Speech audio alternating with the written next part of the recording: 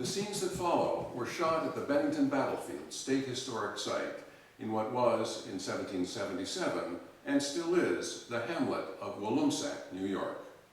You will be hearing from 9 men who were at the battle, but were never able to tell their stories, for the simple reason that they died in action, or later from their wounds. You will also hear from the wife of one of the soldiers. To give the fallen their voices back, we have gleaned information from letters, journals, personal remembrances by third parties, public records, historical scholarship, and our own imaginations. The dead are presented as speaking to us in the clothes they died in, minus the blood. The speakers know nothing of what came after their deaths. But what came before?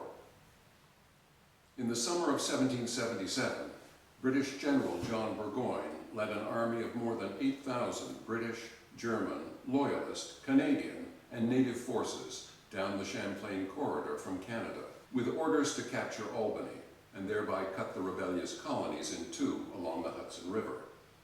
Despite early victories, by mid-August, Burgoyne was running low on supplies and the means to transport them. He sent a detachment southeast from the Hudson towards Vermont to seize horses, cattle, and other goods at a Continental Army storehouse in Bennington. But the raiding party, commanded by Lieutenant Colonel Friedrich Baum, was blocked by a patriot army consisting of militia from New Hampshire, Massachusetts, and Vermont, under New Hampshire General John Stark. A standoff on August 14th turned into 2 hard-fought battles on the afternoon of the 16th, in which the Crown troops were soundly defeated by the Americans, thanks in part to the arrival at a critical moment of Colonel Seth Warner's Continental Regiment of Green Mountain Boys. Thomas Jefferson called the victories of Bennington the first link in that chain of successes which issued in the surrender at Saratoga 2 months later, which in turn led to the alliance with France and the establishment of American nationhood. It was a very consequential battle.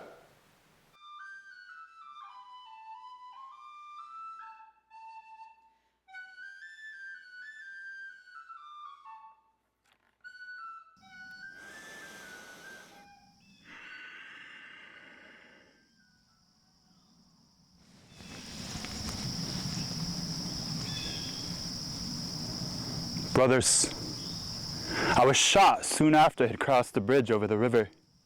I did not expect to die here in the hands of the Americans, leading the way for a force of English and Germans on a raid. A raid! And for what? To help the English king with the quarrel between the English and each other? And to take from the inhabitants kettles and cowbells and other English trash. My own horse was laden with plunder.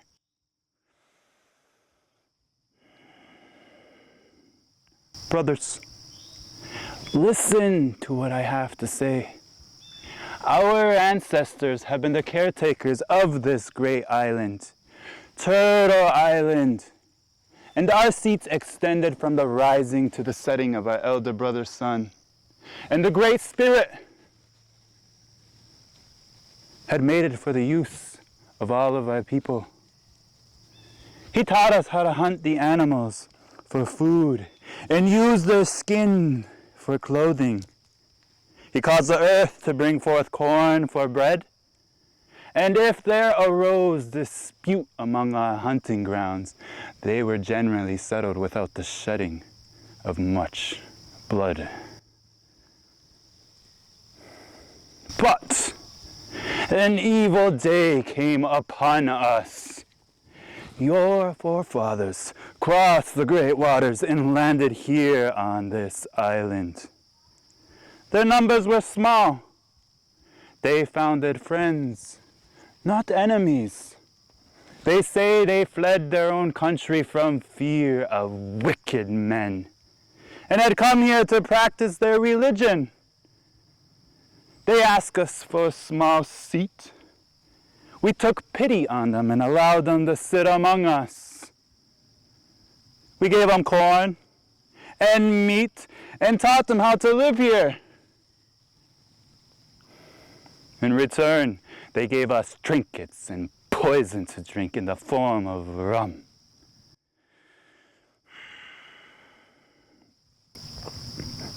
The white people have now found out our country. Tidings were carried back. More came among us. They called us brothers. And we believed them and gave them a large seat. They wanted our land.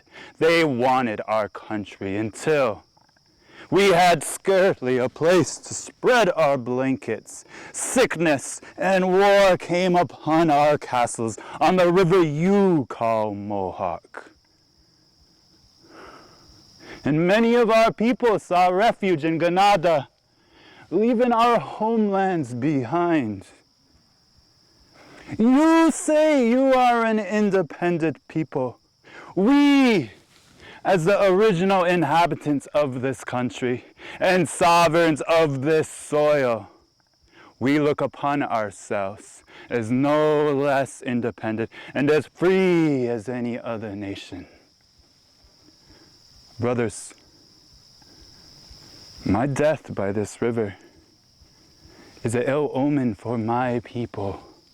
I fear for the years to come.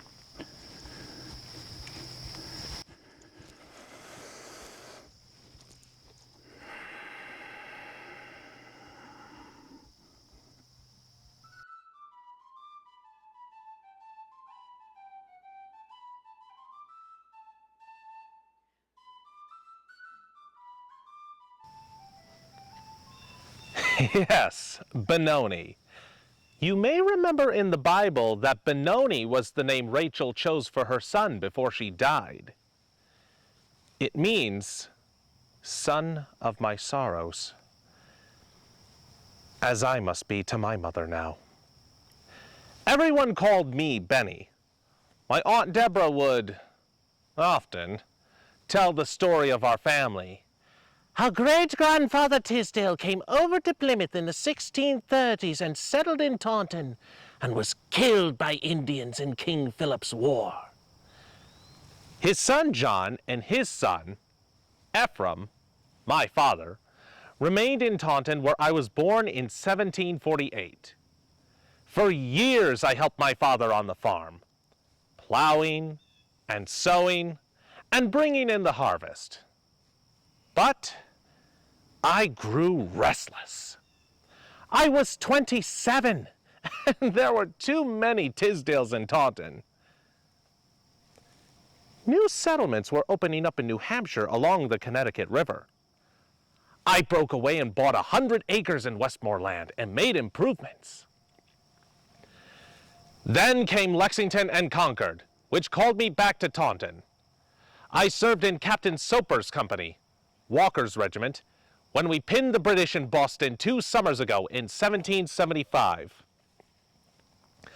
I signed the Solemn League and Covenant, pledging my allegiance to the United Colonies, now the United States, in this just and very necessary war. The next threat to New England came from the north. I returned to New Hampshire and joined the town militia as their fifer. I blew a wooden fife I picked up as a boy. I could play you any tune you like, as well as pipe commands on training days. In July of this year, I enlisted under General Stark to oppose Burgoyne. I was one of the first to cross the mountains. We gathered at Manchester and marched to Bennington. I was in the company under Captain Carleton, ordered by General Stark to guard the cattle being sent to the army at Stillwater. We drove them there without incident.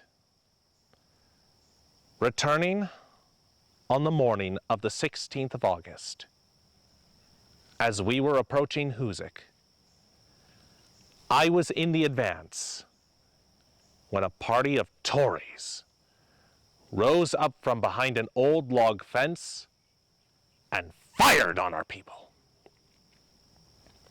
I fell, shot through the lungs, from which my breath will never again muster our men to arms. or play a merry tune.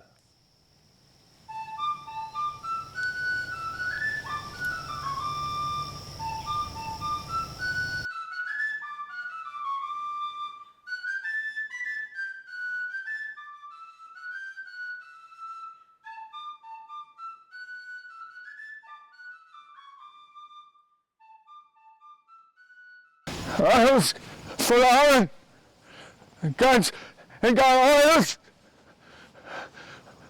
My dragon has the count das passieren.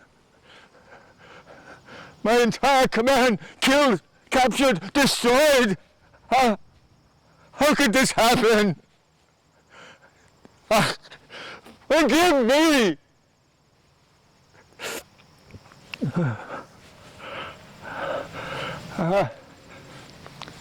Forgive my outburst. For 24 years I served as a soldier. Saw my share of victories and loss. But this, Generals Burgoyne and Reichsegel, they trusted me to carry out their plan, to beleaguer the rebels, to find mounts for our dragoons, to enlist local men to our loyalist corps, and to bring back cattle, oxen, and wagons. We left Fort Edward on the 9th in good order. Bad roads, a river crossing delayed us. But at Cambridge, many local men loyal to their king flocked to join us. Reaching the mill at St. Croix on the Little White Creek, we drove off the rebels and took many barrels of flour, salt, 1,000 bushels of wheat. The men we captured informed us that a force of 1,500 rebels had gathered at Bennington, but were sure to leave at our approach. I sent word of this intelligence to General Burgoyne, also warning him that our native allies were not reliable and could not be restrained from taking plunder at every turn. Along the Woomsack we marched till we came to a bridge and spied the enemy aligned on the crest of a hill. They would not dare to attack us, yet while they held the higher ground, I would not send my men to strike at them. When they withdrew, I placed my loyalists on their hill, threw up works on our side of the bridge, sent my dragoons to the top of the mountain to my left, and had men build breastworks to protect them. Your corps is too valuable to hazard in some skirmish, in the words of General Burgoyne. Remember, dragoons are no ordinary soldiers, but skilled horsemen, elite and well-trained. When finally mounted, they will be the general's eyes and ears. I was sure that our positions were secure and that reinforcements would be arriving soon. Then came days of rain. All was quiet on the 16th till mid-afternoon, when 3 shots rang out. All around, all at once, 1,000 men converged, their musket fire raking our ranks from every side. Our men returned volley for volley. Our 3-pounders blasted ball and grape, until our gun crews were killed and our ammunition spent. I ordered my men to draw sabers, sure that the enemy would break. Years earlier, at Zehlensburg, our saber charge forced the French to run before us like rabbits. But this rabble was made of much sterner stuff, and kept coming and coming. I slashed and parried till the shot found its mark in my belly.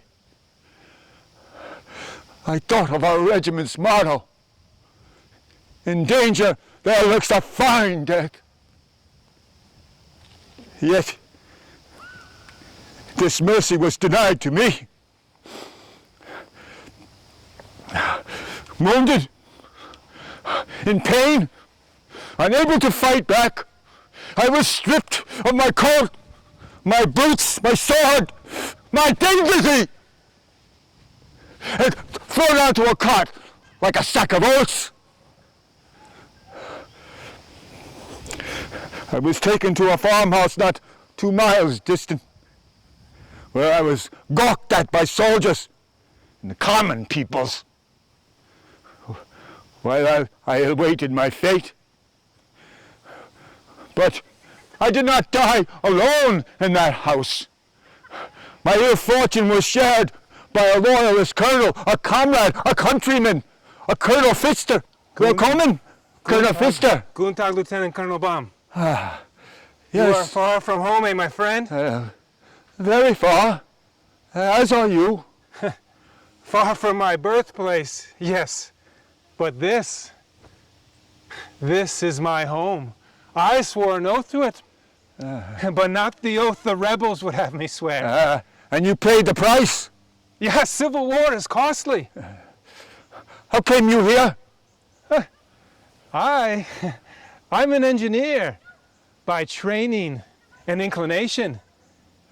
I see the world as something to be measured to man's purposes. Calculate the baselines, the angles, and a chain of triangles can connect everything all the way back to its point of origin. My point of origin? I was a bright lad from Braunschweig, with a knack for numbers, adept in drawing, and trained up as a surveyor, map maker, and engineer. Then drafted by my prince to serve in the British Army during the 7 Years' War. At age 18, as a newly minted ensign, I was sent to the wilds of North America. And by 1760, I was a proud lieutenant in the Royal American Regiment. The forts at Ontario, Niagara, Stanviks all stand testament to my skills. At the Niagara portage, I perfected a system of rails that moved supplies up an otherwise insurmountable escarpment. And I held that contract for 10 years. Amassed enough capital to create a new life.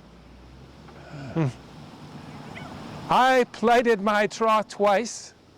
First by becoming a British subject, then by marrying the lovely Miss Anne McComb. In '74, we moved our growing family to the green and pleasant Hoosick Valley. There were the fellow veterans of French and Indian wars, and the Palatine Germans were neighbors. But the old Dutch of Albany, with their so-called committees of correspondence, safety and protection, were not so welcoming. They brought me up on charges of inimical behavior, which were found baseless. I was a retired, half-pay British officer, yet they'd have me sign an oath of allegiance to the rebel cause. I refused to break one oath to make another just to save one's skin. Could such a man be counted as anything but a scoundrel?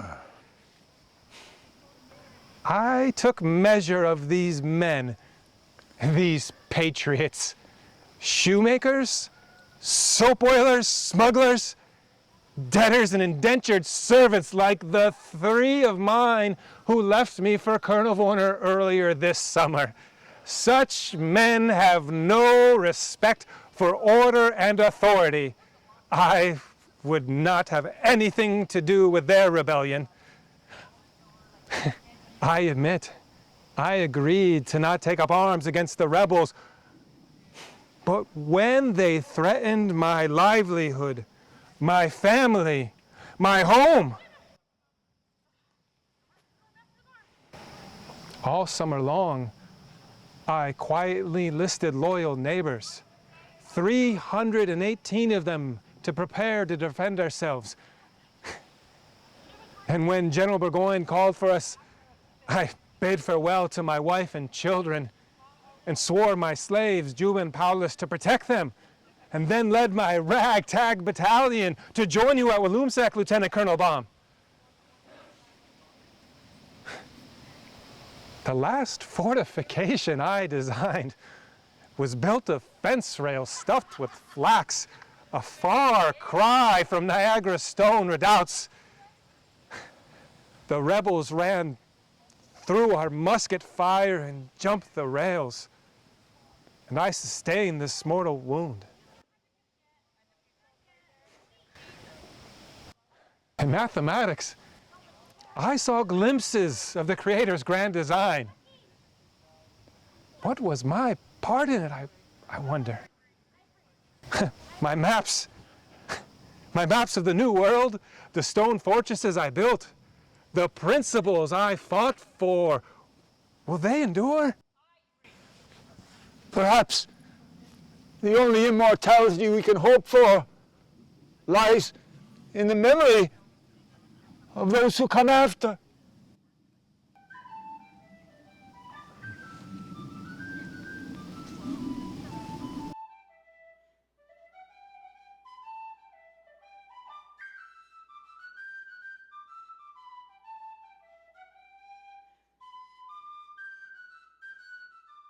"17 days I served in this, my second and final campaign in the 20th year of my life.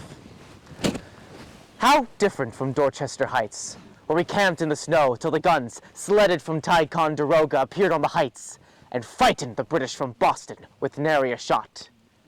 Here, well, we had driving rain and suffocating heat, and we were met with grape and ball thick as hail. We had marched all the way from Leominster to Bennington under the command of my brother John.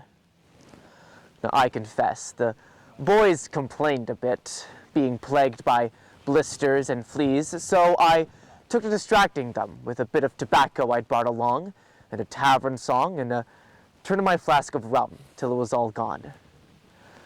We arrived at Stark Camp, and we were sent to picket duty, patrolling the river till Saturday, August 16th. And Nichols too marched off to fight the Hessians on the hilltop, our company being held in reserve.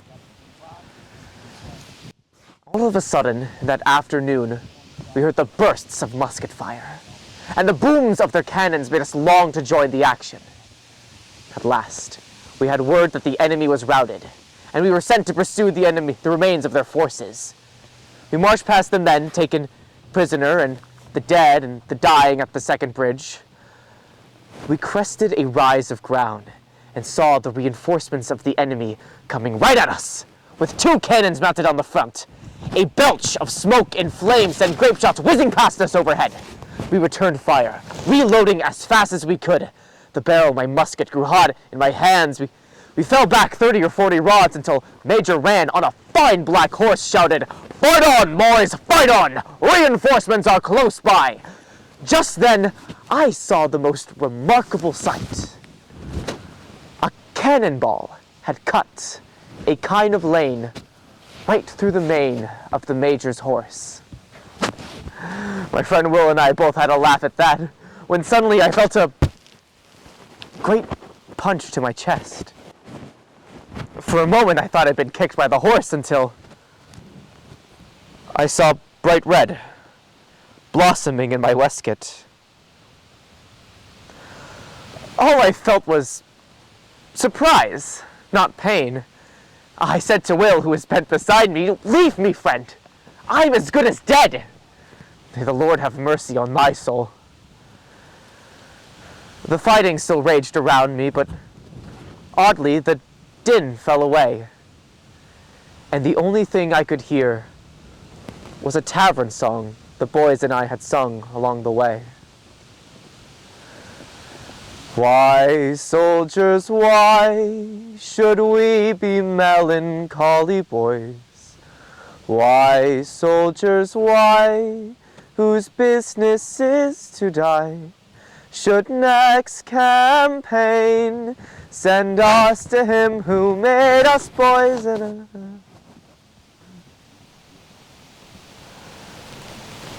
I never finished the song.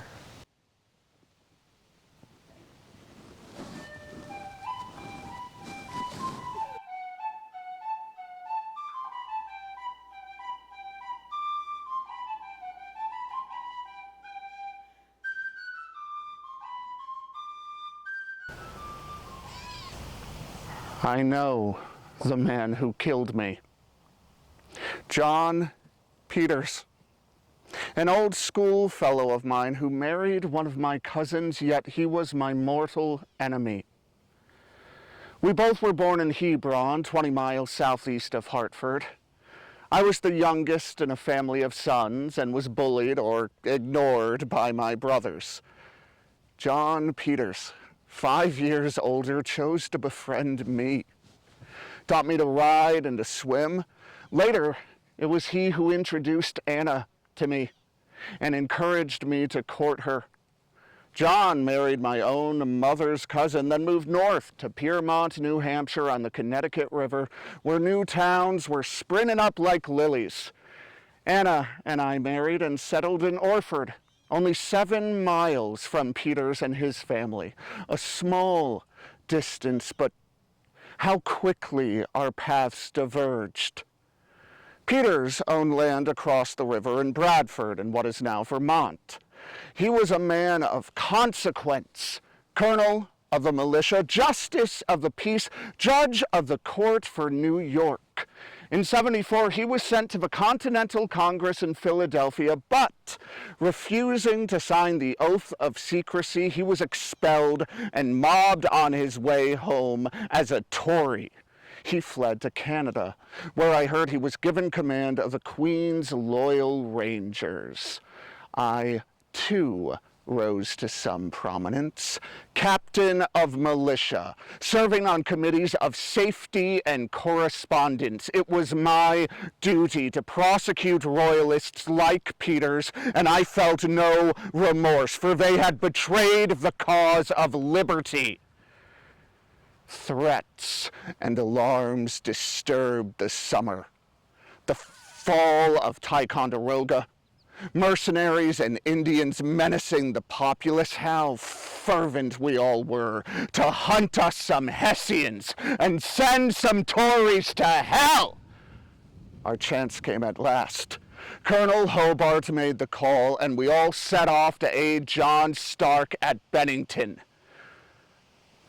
We guarded the stores there for 4 or 5 days, till on that fateful Saturday in August, we were ordered to advance on a breastwork the Tories had built on a hill near the river.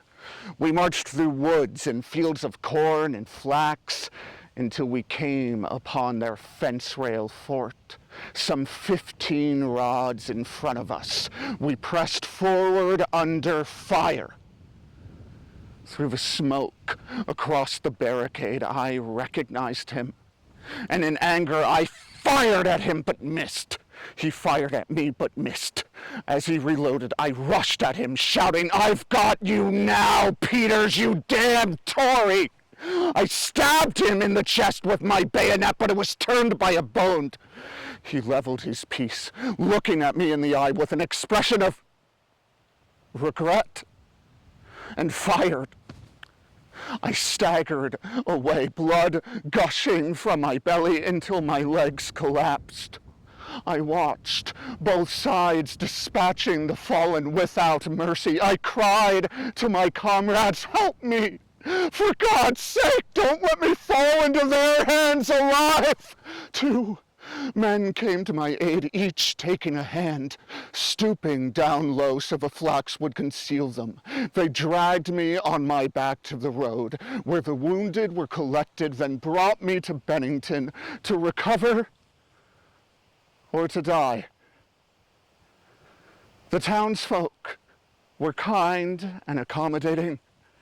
Abel Sawyer, a neighbor from Orford, remained by my side.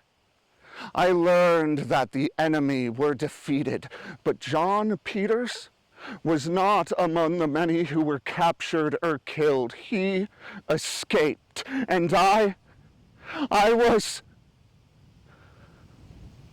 relieved to hear the news. Glad that his death was not on my soul. My fever dreams were haunted by that look in Peter's eyes. How easily our tender ties of kin and sympathy were severed. Could there not have been another way?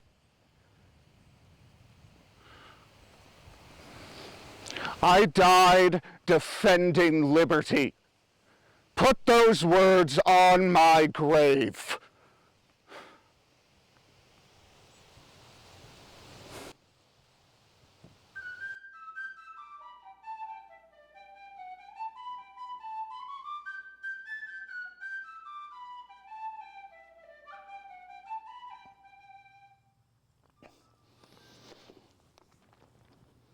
We Clarks were among the founders of Bennington, and indeed Vermont. I was 19 when we left Norwich, Connecticut, place of my birth, arriving in Bennington with 5 other families in 1761. We were all separatists, new lights, seeking a place we might practice our faith according to our conscience. Bennington was our promised land. My father was a leader in the town and church. I'm his namesake, and, like him, was myself inclined to matters of policy and government. I was elected as a delegate from Bennington to the convention at Westminster in January of this year. I assisted my father and Mr. Chittenden in drafting a Declaration of Independence for our state. In June, we gave it the name of Vermont. My father was at Windsor in July when word came that Burgoyne had taken Ticonderoga. He told me how, during a thunderstorm, the delegates voted to establish a government to serve the people of this state with freedom of religion, where common men can vote, and neither man nor woman shall be bought and sold like cattle. All summer long, we lived in fear of Indians, Hessians, and Tories. We drilled on the green in front of the meeting house. On the 16th of August, we set out under Captain Dewey to join with Colonel Herrick and his Rangers. We marched in silence 5 miles through woods and across the river behind the British lines, undetected. We climbed a hill, advancing through the trees until we saw their breastwork and the black of Hessian hats above it. We crept forward and waited. The signal came, and we shot at their heads. Their return fire tore through the trees above us. We aimed at the flashes in the smoke. Their cannons blasted, and we heard men scream. Colonel Herrick ordered us to rush their works. All of us charged into the clearing. And a musket ball to the shoulder brought me down. But I did not die. Not then. My friend John Fay did. Henry Walbridge, too. And Daniel Warner, Seth's brother, whose barn I helped to raise last year. For 3 months after, my brother Elijah dressed my wound and cared for me. I lived to hear of our great victory at Saratoga and the surrender of Burgoyne.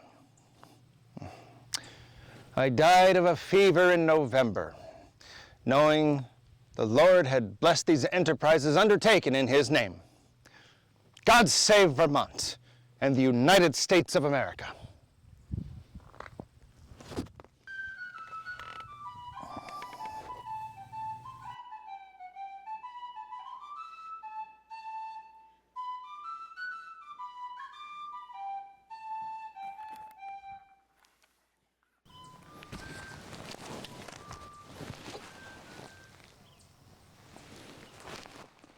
I am Private Sip Ives, a man who died at the Battle of Bennington on the patriot side as a member of the regiment of Green Mountain Boys who were known for making a noise about freedom. But I wasn't free. I was just allowed to be a soldier in the cause of liberty because the Continental Army needed men like me, even men like me who were held in a state of slavery. I was sent to Captain Angel to serve in place of Mr. Ives.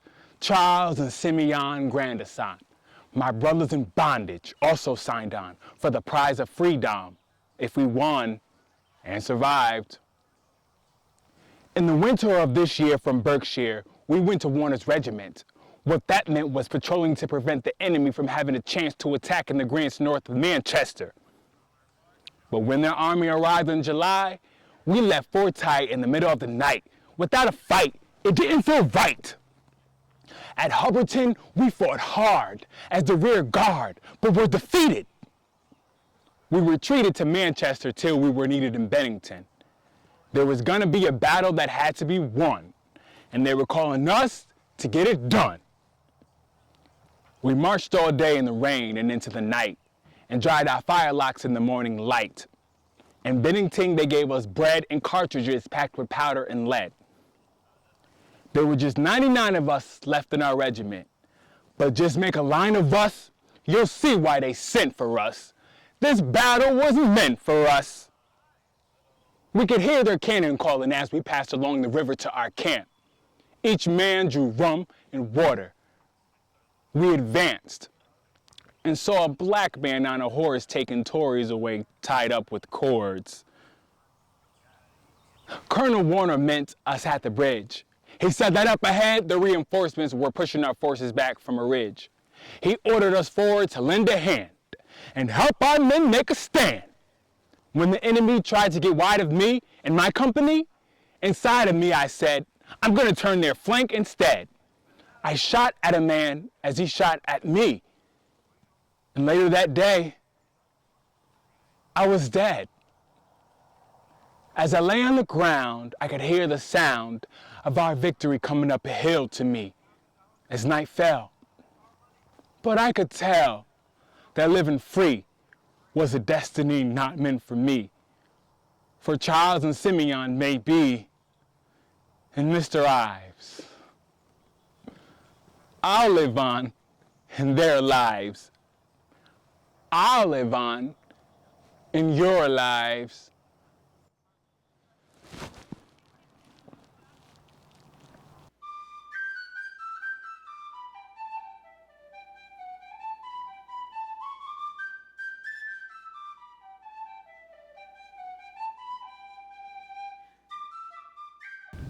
Marching past our Serene Highness Duke Karl, who had contracted for our services with His Majesty King George of England, our battalion left the city of Brunswick in May of last year.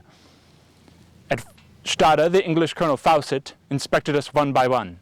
Each of us, fit for service, took an oath of loyalty to the King. We arrived in Canada in late September. I've never been so glad to step on land. We camped at St. Jean on the Richelieu River, where we were told that our army had defeated Colonel Arnold on Lake Champlain, but that campaigns were over for the year. By December, the snows were 3 feet deep. They gave us snowshoes and hats made from the fur of wildcats. The people were afraid of us because of our religion, they said. But we maintained our discipline and drilled all winter long.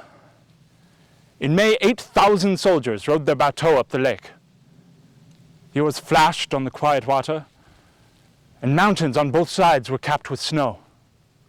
I'd never seen a more magnificent sight in all my life, nor an army more apt to be invincible. The enemy fled before us at Ticonderoga. General Riedesel with the Jaegers and 2 companies from our battalion won the field at Hobberton, although we had 8 killed and 20 wounded. At Castleton, we foraged in the countryside for cattle. And I got a letter from my darling Anna Maria. I kept it in the pocket of my coat, next to my heart. My inexpressibly captivating and eternally beloved angel, I thank the Almighty who has kept you in good health. But I heard from your dear parents that you twisted your leg on a march. Your treasured letters tell nothing of this occurrence. I was very much pained by this news. Still, I praise the Almighty that you have remained safe from danger. Next, we marched through woods and swamps to Fort Edward on the Hudson. Mosquitoes tormented us, and snakes came into our tents at night looking for food. Lieutenant Colonel Baum was sent with the dragoons to seize the stores at Bennington. Our battalion was dispatched to support them. I have received all your letters, and thank you, my dearest darling, for the money you have sent. Lisa is a true little angel. She talks of you constantly and has me lift her up to kiss your picture. When money comes, she proudly says, "That is from my father." We marched past fields of wheat and corn and rye, and well-kept houses whose inhabitants had fled. With such abundance, why are the Americans rising in arms against their king? It must be that some few designing men have deceived them and mean to keep the bounty for themselves. Before the holidays, your dear father sent me from his manor 2 pounds of fresh butter, 3 pounds of eggs, a keg of wheat, 4 young pigeons, and 20 cheeses. You can imagine how fervently he prays that you are well. We camped that night near Cambridge. The following day, the 16th, we lost our way, and the horses could barely drag the cannons through the mud. In the afternoon, we arrived at St. Koik, north of Husik, and learned that Colonel Baum had been attacked. Our battalion was ordered to advance on the higher ground to the left of the road.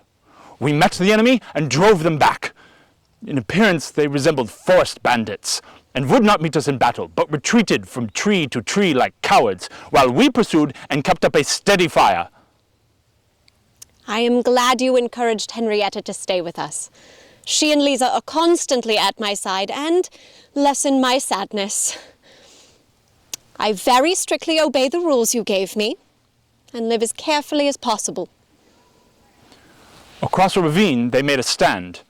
Fresh men in ragged uniforms kept coming up to join them, and we were running low on ammunition. They ran to turn our flanks, and it was then that I was hit by a ball that tore through my side. It was a mortal wound, but I had life enough left to hear their shouts of victory amid the groans of the wounded men nearby. Our lives are quiet and as full of joy as your distance from me permits. May God keep you, for without the hope to have you home and healthy, I cannot live a moment. It is for you that I keep myself alive. I am fortunately in never-ending love, yours, Anna Maria Frederica Mühlenfeld. I had done my duty. All that was left for me in America was to die. Oh, my Anna Maria, goodbye.